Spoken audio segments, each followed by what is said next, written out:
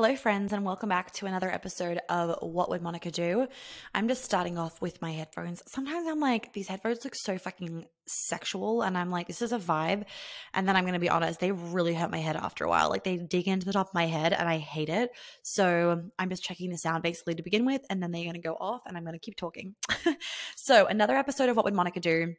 I'm excited for all of you that dropped your questions in to the free week or the free 5 days of What Would Monica Do. So I will make sure that I will answer those that have been dropped in.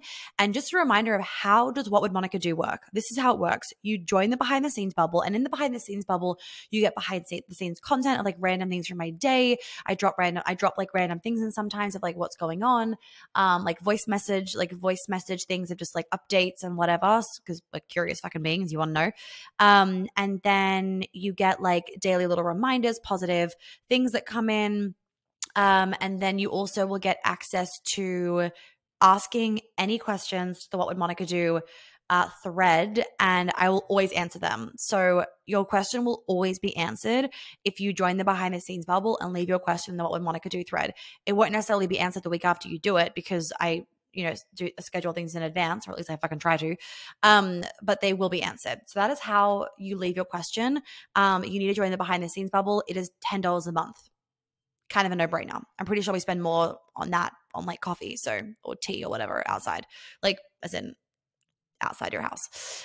Although I probably spend fucking more on tea a month inside this house. We are huge tea drinkers here. Okay. The question for today is, how do you know when a relationship has run its course and when to keep putting effort in / working on it? Okay. I love this question. And I want to normalize something because I do feel like sometimes in the personal development world, we can be harsh on our relationships and want them to be perfect all the time. And that's just not the reality of them. And we then also don't know when to basically call it quits. I'm not going to go really deep into that right now because it's so specific to each person. And I'm like, I don't want people getting the wrong ideas about it. But what I will say is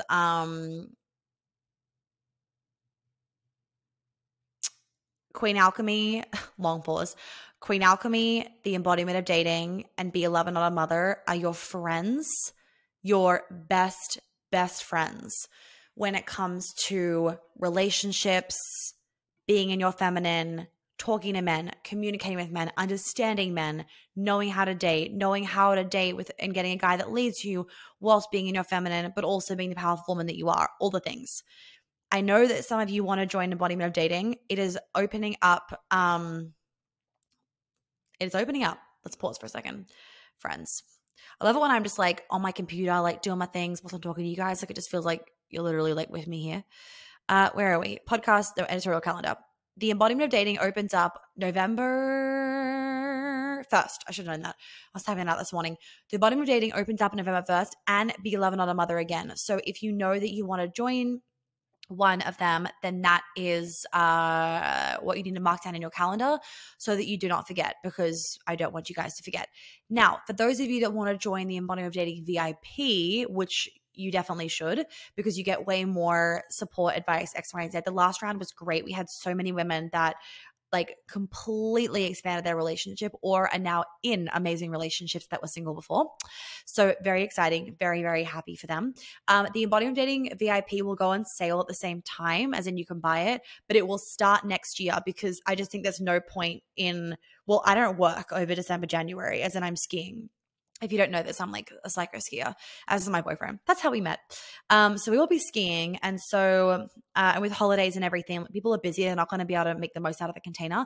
But you'll get the VIP option now. And then basically the VIP option will start at the end of January, towards the end of January next year, which I think is great because it means you can start to implement everything from the masterclass before we jump in. So there's also a pro to it. Like, yeah, there's cons to it. Like, it doesn't start straight away, but there's also pros to it. So they're your things to help you with that if you are interested. Okay, so how to know when a relationship has run its course and when to keep putting effort in.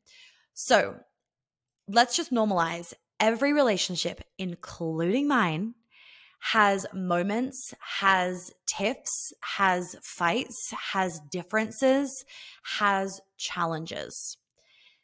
The way in which you move through them is everything. As in, when you guys come out of a tiff or a fight or a difference, do you feel closer or do you feel further apart? And the reason why this is important is because every tiff, fight, difference, whatever, is actually an opportunity to learn more about your partner and about yourself. So if you don't come out of that fight, I don't like using the word fight, if you don't come out of that tiff feeling closer, feeling like you understand your partner more and feeling like you understand yourself more, I'm like, you haven't done a good job at fighting. You haven't done a good job at that tiff. And I'm not going to go into that in the What Would Monica Do episode, but I think I could do another episode on like how to fight well with your partner. That also could be something maybe for being a lover, not a mother, actually. But point being is if anyone's coming to the next Q&A when I do one, you can bring that question if you want. Point being is I will say this one thing. When you go into a fight, you need to be clear of like, what are you actually upset about? What's the root of it? And what do you want to get out of this? Because when my partner and I, when we get into like our tiffs, I've never said partner, I always said boyfriend. That was weird. When my boyfriend and I get into tiffs, if I've instigated one, let's say this, if I've instigated like just this, we don't get into huge fights. We've gotten into like maybe like one, but if I get into, and when I say a huge fight, lol, a huge fight is actually for us just like a really heated conversation. And that's basically what I'm saying. If like when we get into a quote unquote fight, it is a heated conversation. But when we're in the conversation, what we're actually both trying to do is understand each other. Why it's heated is because we're both feeling upset about how we've hurt or triggered or annoyed or misinterpreted the other person. But when we're in it, it's this constant, like, I'm trying to understand, like, I want to learn, I want to understand. So when we come out of it, we are always so much fucking closer when we come out of it. Why? Because we have not avoided it. We haven't gone the other direction. We have literally been like, let me understand this. I want to fully understand this. And that to me is like part of being in a relationship where you fucking want to know this person. You want to be with them forever, and you are willing to get so uncomfortable because you just want to understand the other person and ensure that the situation does not happen again. So let's normalize. Every relationship has its moments. It doesn't mean that you need to fucking break up. It means, can I understand this person more? And if you're constantly having the same situation, maybe you're not understanding something, or maybe your point isn't actually being like, your point isn't getting across. And that's why you keep having it come up, but you're actually doing a really bad job of trying to get your point across. The next thing is to remember that when you guys are going through, and when you are going through massive changes in your life, new things will emerge. You'll be like, what the fuck? Shit happens. It's okay. That doesn't mean that the relationship's run its course and that you shouldn't put effort in. It's like that is coming up because of all of the rapid changes that are happening in our life or in my life. That is why it's coming up. Like, you want to always kind of be thinking, what is causing this to come up? Is it exhaustion? Is it lack of sleep? Is it stress? Is it frustration? Is like, why is it because I'm repeating myself all the time? Am I feeling like I'm not being heard? Why is it constantly coming up? Because a lot of the time we pick fights because we're tired, we're frustrated, we're upset, not even about at the person, it's about something else, and we project it onto the person. And so by being aware, it's really good, because then you can actually be like, okay, let's just like hold the fucking horses. I don't need to fight about this. I need to go to bed. Really important.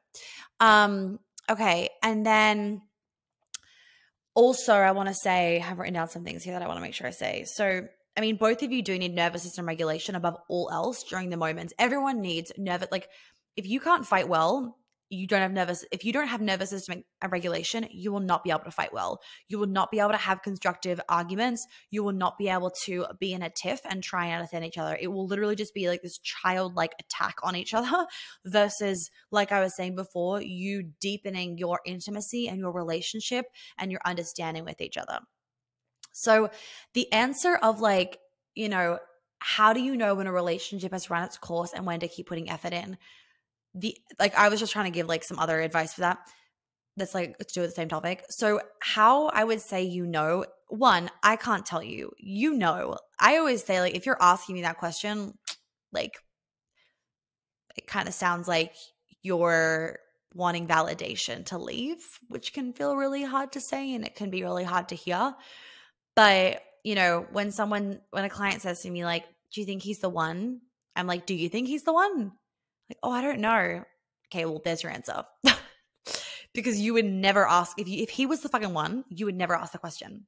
You would never, like, when you meet the one, you don't have the thought of, is he the one? Because you just know, right? So what I would say is, if there is a fuck load of love for each other and you guys have been going through a lot of changes, or you've had a lot of stress, then of course you keep putting effort in, you keep working through it, you keep working it out. Why? Because it's not that you guys aren't a good match together. It's that a lot of shit has happened in life and it's just coming up and bubbling up in your relationship. And why this often happens, why things often bubble up and are brought to the surface in relationships when a lot's going on in our life, is because our relationships, they should be at least, our safe space. So we feel like we can be a child, let ourselves get triggered and be like all pathetic or whatever. And I'm not saying you're being pathetic, but be all pathetic or whatever in our relationships, because it's safe, because we're going to feel loved and taken care of and supported and heard and listened to no matter what. So if a lot of stuff's going on in your life and, your relationship feels like it's crumbling, to me, that doesn't mean that you leave the relationship. To me, you need to give yourself patience and understanding and compassion of a lot of things that have been going on in our life. Like sometimes, we'll have a day. I mean, we are on some different time schedule, I will say, my boyfriend and I. Sometimes it's like, oh my God, babe, I've missed you. And we'll say to each other, like, oh my God, I've missed you so much. It's literally been like 5 hours. I don't understand. Or like, babe, we haven't been in our bubble for like a day. To us, it feels like it's been like a week, but for the average person, like, that's, I wouldn't want to say normal, but it's common, right? And what I'm saying to this is, hold on, if I can brain fart. What I was saying to this, like, life does happen. And we always just say to each other, like, we're allowed to have a week where we've only had sex 4 times a week, not 7.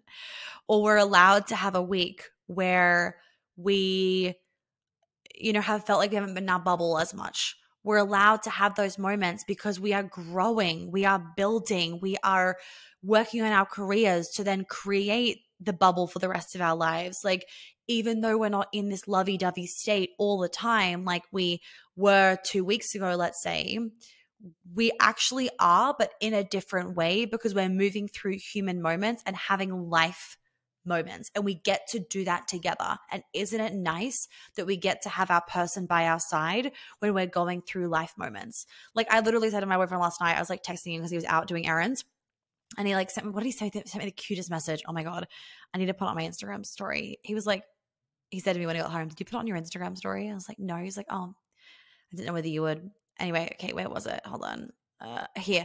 I couldn't stop loving you even if I tried. Thought I'd just share my random thought. And I'm like, oh my God. And then what did I say to him? Little dishwasher comment. Butter as a yeast infection. This is the human, right?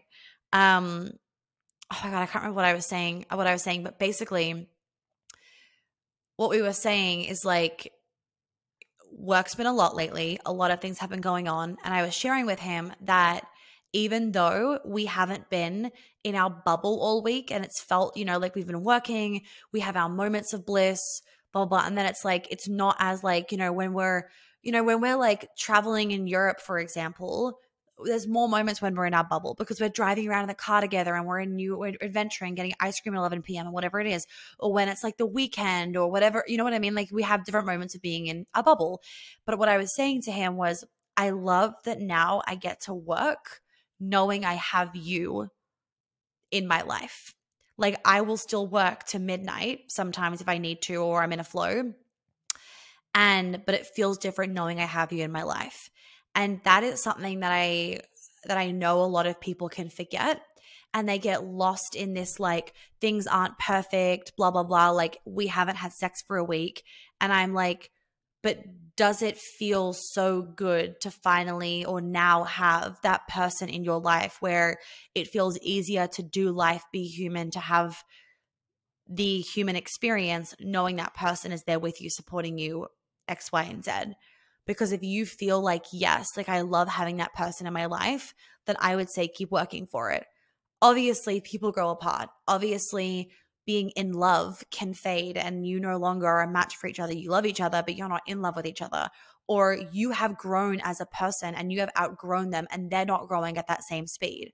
You know, that happens. If you've met each other 8 years ago and you've gone on a huge journey and you've found yourself and you've really come into yourself, well, he signed up for dating a different woman. And so if you've grown apart, that's okay. That's okay, because you probably want a different man. You probably want somebody that wants to keep growing. And our values can change, especially if you have changed throughout your relationship, or if your partner has changed throughout your relationship. You're not wrong for being like, this no longer suits me, if they've changed or if you've changed, because you signed up for a different thing, if that makes sense. Obviously, the ideal situation is that you guys are growing and changing together, but let's be real, that doesn't always happen.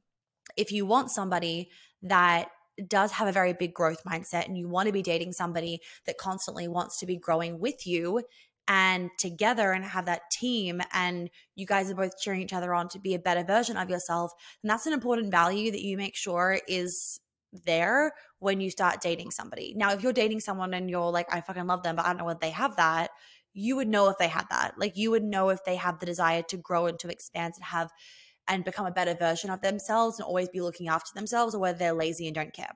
So that's kind of like up to you. But that's my answer of like, how do you know when a relationship has run its course and when to keep putting effort in? You know already. You know, if you want to be with that person, if you fucking love them, and if you've just been going through life, just take the pressure off.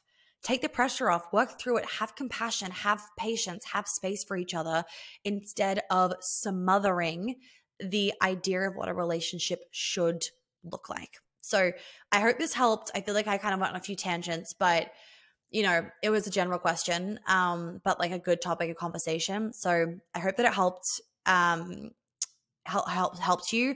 But remember, ladies, like if you're asking yourself these questions, like the answer's in the question. So I'm going to leave with that. If you're asking yourself that question, the answer's in the question. Not always, obviously. You could be having a fucking meltdown and just be like, oh my God, I don't know whether I'm meant to be with him. And it's just because you're just being emotional. But if you're being serious about it, like, then think about, wow, I'm being serious about this. What is it that's making me think quite seriously about this? So I'm going to leave it there.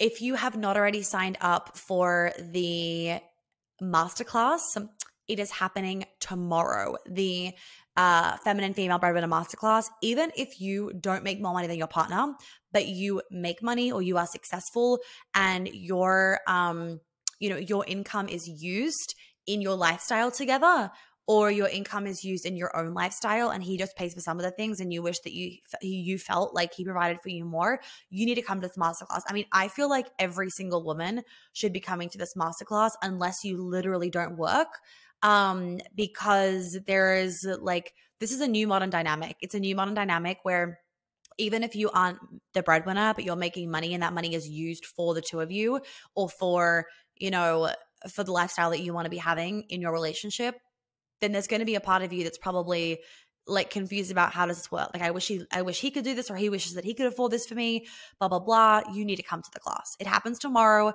4 p.m. EST. It's a live masterclass. You got time to bring your questions. There's going to be about an hour of Q&A time, maybe a little bit less, maybe like 40 minutes at the end of the call. So you will not want to miss it. If you cannot come to the call, that's okay. You'll get the replay straight after the call so that you can watch it. But it's important that you like pay to quote unquote join the call, like pay for your space, book it in before the 4 p.m. start time. Otherwise you will you will not get that replay. And then there will be there'll be a couple of days where I won't be selling it because I have to organize the replay situation. And then the replay will go out and you'll be able to buy it for an increased price. So if you know you want to get it, please make sure that you get it today. This is your last chance, your last warning.